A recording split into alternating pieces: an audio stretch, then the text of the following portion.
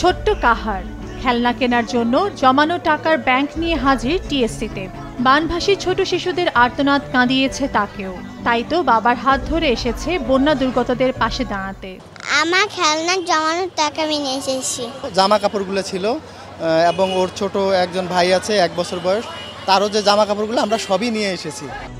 তারই মতো আরেক শিশু জারিস টেলিভিশনের পর্দায় বন্যায় ক্ষতিগ্রস্ত মানুষের হাহাকার ঘর থেকে বের করে এনেছে তাকেও। আমি হলো আমি বন্যার যে মানুষগুলো আছে ওদের জন্য দিছি। ওকে নিয়ে আসার কারণটা হচ্ছে ও টিভিতে দেখে বিভিন্ন জায়গায় ভিডিওগুলো দেখে ও অস্থির যে সবাই হেল্প করতেছে, আমি হেল্প করতে যাব, আমি যাব, ভাইয়া পুরো টাকা উঠাচ্ছে, আমি টাকা দিতে যাব। বৈষম্য বিরোধী আন্দোলনকারীদের গণত্রাণ সংগ্রহ কর্মসূচিতে দেখা গেছে এমন অসংখ্য চিত্র। অবসরে যাওয়া কর্মজীবীরাও এসেছেন সাধ্যমতো সহায়তা নিয়ে।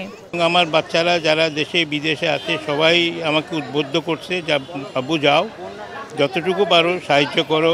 কারণ একটাই, এই দুস্থদের সহযোগিতা করা। এখানে এত ছাত্রছাত্রী এত কষ্ট করছে, তাদের সাথে একাত্মতা হওয়া। দেশের এই চরম সংকটে বানভাসীদের পাশে দাঁড়াতে পেরে নিজেদের গর্বিত মনে করছেন সাধারণ শিক্ষার্থীরা। এসেছে বিভিন্ন স্বায়ত্তশাসিত প্রতিষ্ঠানও। সবাই মিলে আমরা যে ছাত্র সমাজ আমরা একসাথে কাজ করছি, মানুষের পাশে দাঁড়াচ্ছি, এটা আমাদের কাছে খুবই গর্বিত একটা বিষয়। খুবই ভালো লাগছে যে সাহায্য করছে, সবাই মিলে একসাথে সাহায্য করতে পারছে, খুবই ভালো লাগছে। আমাদের সকল মেম্বার আমাদের যে এই ছোট একটা সহযোগিতা এটা আমাদেরকে পার্টিসিপেট করেছে এবং আমরা আশা করি যে বাংলাদেশের আর যেসব ইউনিয়ন আছে তারাও একই ধারা অব্যাহত রাখবে। এলাকা ভিত্তিক ভাগ করে রাখা ত্রাণ সামগ্রী পাঠানো হচ্ছে বন্যা কবলিত 11 জেলায়। দুর্গম এলাকায় ত্রাণ নিয়ে যেতে হেলিকপ্টারের প্রয়োজনীয়তার ওপর জোর দেন সমন্বয়করা। এগিয়ে এসেছেন প্রবাসী বাঙালিরাও। আমার বোন আমাকে ইন্সপায়ার করছে যে যাও তুমি কাজ করো। আমরা কালকে আসছিলাম কাপড় দিতে, আমি দেখতেছি সবাই কাজ করতেছে। একসাথে কাজ করলে যে কোনো ধরনের প্রতিকূলতা পার করা সম্ভব। আমি ফুললি প্রিপেয়ার্ড একদম এইটার মধ্যে পার্টিসিপেট করার জন্য, কিন্তু আমি খুঁজছি কিভাবে এবং কোথায় এই যে এয়ারলিফটিং কোথায় করা যায়।